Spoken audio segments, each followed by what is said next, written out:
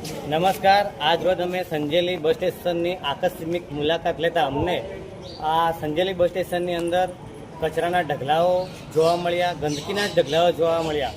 15 દિવસ અગાઉ પણ અમે રજૂઆતો લેખિતમાં કરી હતી અને એ પહેલાં પણ ગામ લોકોએ વારંવાર રજૂઆત કરવા છતાંય આ સંજેલી જે બસ સ્ટેશન છે એની કામગીરી અધૂરી છોડી દેવામાં આવેલી છે. અહીંયા રેલિંગનો અભાવ છે, બંને બાજુઓએ ખાડા ખાબોચિયા ભરાયેલા છે, ગટરો છે તો એમની પૂરણનું કામગીરી કરવામાં આવેલ નથી. રેલિંગની સુવિધા નથી, પાર્કિંગની સુવિધા નથી, તેમજ સાથે સાથે પીવાના પાણીની પણ અહીંયા અછત છે, એની પણ સુવિધા નથી. સંડાસ બાથરૂમ પણ તૂટેલા છે.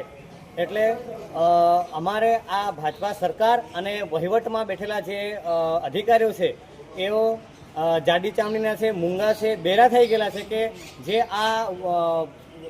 આ મુસાફરો છે એ એમના ભાડામાંથી એમનો પગાર થતો હોય છતાંય આ મુસાફરોને સુવિધા આપવામાં કેમ નથી આવતી.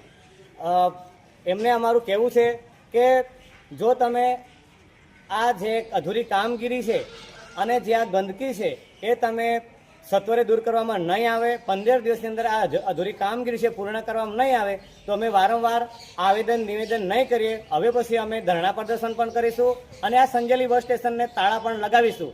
જો કોઈ અવ્યવસ્થા ઊભી થાય તો તેની સંપૂર્ણ જવાબદારી આ સરકારની રહેશે. આ જે સરકારમાં બેઠેલા અને જે જવાબદાર અધિકારીઓ છે એમની રહેશે. અલ્પેશ ચારેલ, સંજેલી આમ આદમી પાર્ટી પ્રમુખ.